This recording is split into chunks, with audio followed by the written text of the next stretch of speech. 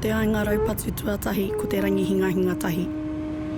Ko te hua tēnei o te uhunga tumupakihi. Kātū te whawhai paruroa e rua ngā taha. Kua hākiaki me te tāu, ko kiwi tāmaki me te waiohua.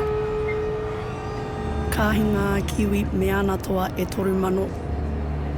Ko ia i tapaina te raupatu nei, te rangi hinga hinga tahi. Te ainga raupatu tuarua ko te waka kōrari. Kāu ngā waka ki pī toi toi.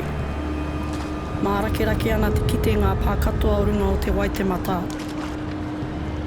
Ka hoi ki kohi maramara, i roatu ana kohi maramara pā.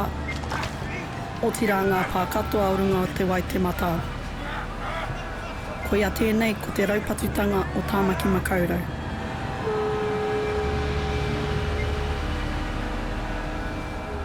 Ko te ainga raupatu tuatoru ko te ara pueru.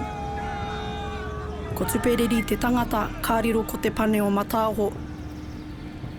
Whakakāi ngā tuperiri ki runga o maunga kiekie. Ko ia enei ko ngā uri o tuperiri e hika tonu nei ngā ahi kāroa ki runga o Tāmaki Makaurau.